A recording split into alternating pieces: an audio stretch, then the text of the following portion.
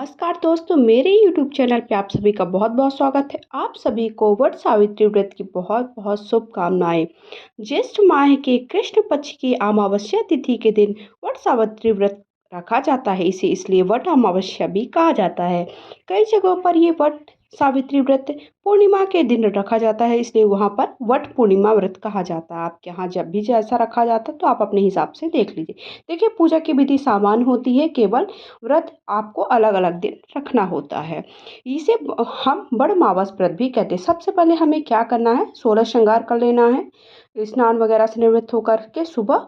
उसके बाद हमें अगर हम घर पर देखिए पूजन करते तो घर पर हम क्या करते, पूजा विधि विधान से कर पाते। लेकिन अगर हम बाहर पूजा करने जाते तो इतना विधि विधान से पूजा नहीं कर पाते, क्योंकि बहुत सारे लोग होते। तो सबसे पहले वट वृक्ष की टहनी एक दिन पहले ही ला करके रख दीजिए। वट वृक्ष ऐसा होना चाहिए, देखिए टहनी देखिएगा कि 12 साल पुराना हो, ये आप ध्यान दे लीजिएगा।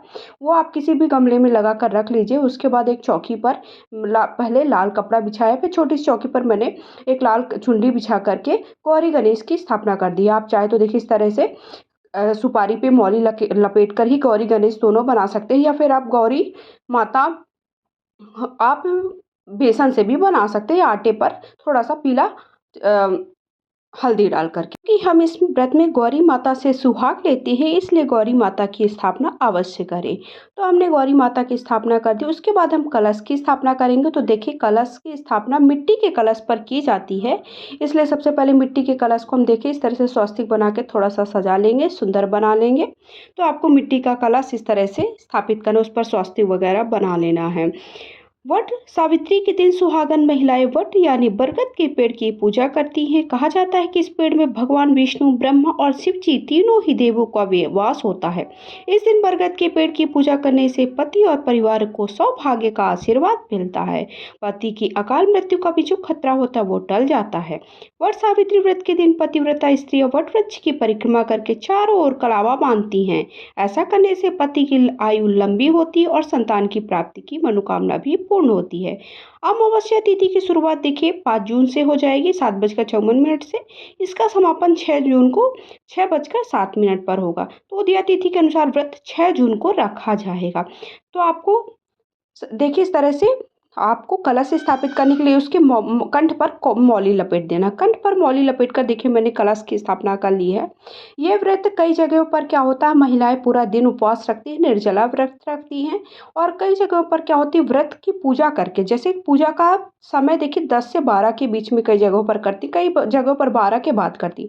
तो देखिए आप अपने घर के जो भी परिवार के बुजुर्ग हैं, परिवार में जो बुजुर्ग महिलाएं हैं उनसे पूछ लीजिए, उसके हिसाब से ही व्रत रखिए जैसे आपके घर में हमेशा से चल रहा। उसके बाद हमने शुद्ध जल भर लिया है, उसमें थोड़ा गंगा जल। अब 5 चीज़ें जैसे कलश की स्थापना के लिए मैंने हमेशा बताती हूँ कि 5 चीज़ें डालनी होती हैं, वो रख दिया है।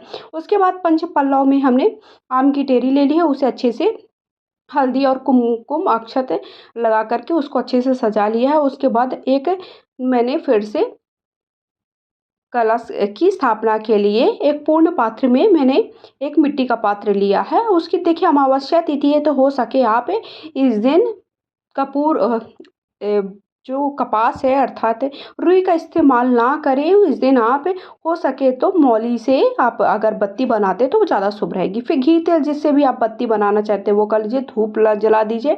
उसके बाद हम पूजा करना प्रारंभ करेंगे। सबसे पहले हम क्या करेंगे, सभी देवी देवताओं को आवाहित करेंगे, सभी देवी देवताओं को अपने पूजा में बुलाएंगे। और देखिए मैं घर पर पूजा करके बता रही हूँ, आप जब भी पूजा करें तो हाथ में मेहंदी लगा ले उस दिन, जिस दिन भी वट सावित्री व्रत है।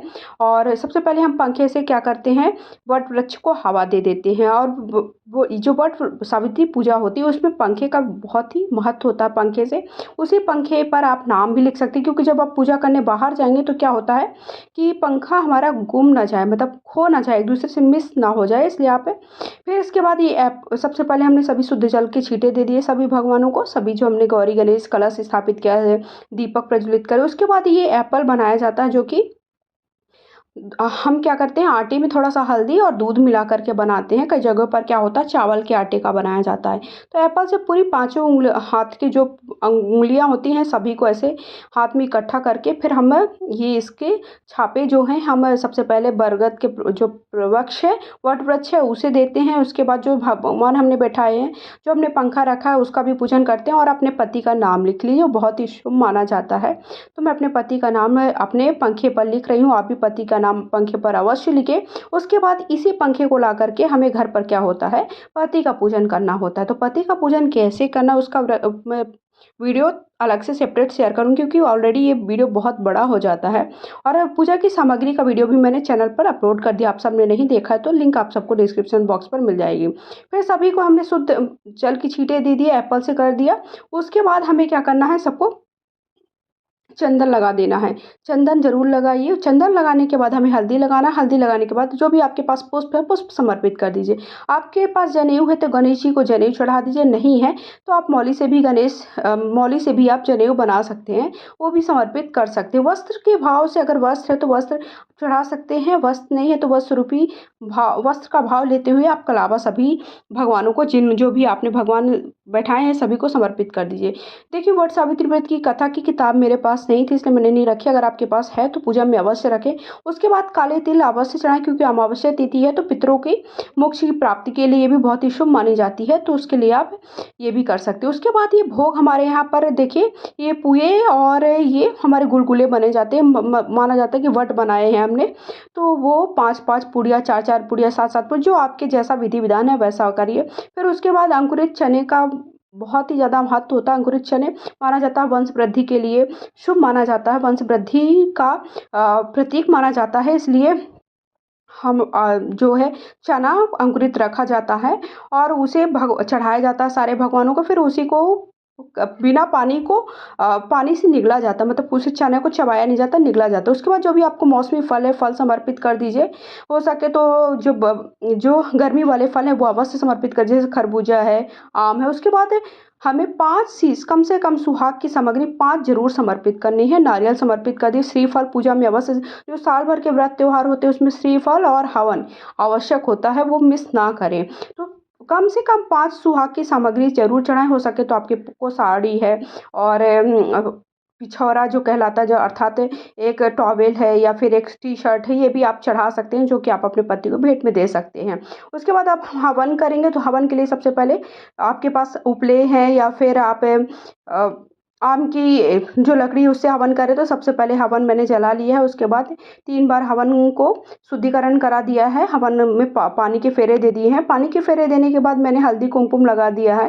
फिर उसके बाद अब मैं कम से कम 3 से 5 हवन करूँगी, क्योंकि बहुत ही छोटा सा हवन का मेरा वो है, कुंडी है, तो वो ज़्यादा उसमें मैं हवन नहीं कर सकती। और जो भी आपने भोग प्रसाद चढ़ाए वो ज़रूर हवन में समर्पित कर दीजिए, क्योंकि माना जाता है कि जो हम हवन करते हैं वो देवी देवताओं के पास सीधे वो खाना पहुँचता है। वैसे हम जो भी चढ़ाएं वो सीधे देवी देवताओं के पास नहीं पहुँचता, इसलिए हवन में वो जो भी आपने चढ़ाए वो हवन में अवश्य समर्पित करें। हवन जरूर करें, कोई भी आप साल भर का व्रत त्योहार रखते हैं।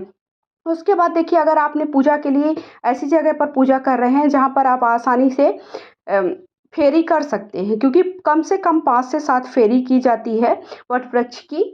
इस पर फेरी करने से माना जाता है कि पति की आयु दीर्घ होती है, लंबी होती है। और सावित्री ने सत्यवान की आयु की कामना के लिए ऐसे फेरी की थी। तो इस तरह से आप फेरी करने के लिए देखिए, आप चाहें तो फेरी कर सकते हैं। अगर फेरी करने के लिए जगह नहीं है तो इस तरह से हाथ में लपेट कर भी आप सूत से फेरी कर सकते हैं। उसके बाद ये देखिए, मौली से 5 बार लपेटा है। इस मौली को क्या करेंगे, हम अपने हाथों में बांधेंगे, चाहे तो आप पति के हाथ पर भी बांध सकते हैं। उसके बाद हमें जो वट वृक्ष, अगर हम घर पर भी पूजा कर रहे हैं तब भी हमें वट वृक्ष से गले जरूर मिलना होता है, तो गले मिल लीजिए 5 बार। उसके बाद हमें इस तरह से देखिए सुहाग लेना होता है गौरी माता से। और जो हमने चने चढ़ाए थे, जो हमने अंकुरित चने चढ़ाए थे, उन अंकुरित चने का क्या करेंगे, हम 5 बार, 5 या 3, जिस तरह देखिए आपके यहाँ नियम है, आप देख लीजिए, पूछ लीजिए, तो वो 3 या 5 चने क्या किया जाता है, पानी से डायरेक्ट निगला जाता है, मतलब उसे चबाना नहीं होता है, मुंह में डालते हैं और पानी पीने से उसे अंदर ले जाते हैं। उसके बाद हमें कथा जरूर करनी है। देखिए, मेरे पास कथा की किताब नहीं थी तो मैंने बीच में नहीं बताया, कथा कर लीजिए। यथासंभव दक्षिणा चढ़ा दीजिए और जो आपने सुहाग की सामग्री चढ़ाई है वो आप अपने किसी घर में बड़े बूढ़ों को दे सकते हैं या फिर आप खुद भी प्रयोग में ला सकते हैं या फिर आप किसी पंडित को भी ब्राह्मण को दान दे सकते हैं। आरती कर लीजिए और सुहाग लेने के बाद अपने घर के बड़े बूढ़ों का आशीर्वाद ले लीजिए। तो इस तरह से आपको पूजा करनी है। उसके बाद पति का पूजन करना है घर वापस आने के बाद। अगर आप घर पर कर रहे हैं तो घर पर ही कर लीजिए। अगर आप सबको वीडियो पसंद आए तो कमेंट बॉक्स में हर हर महादेव अवश्य लिखें।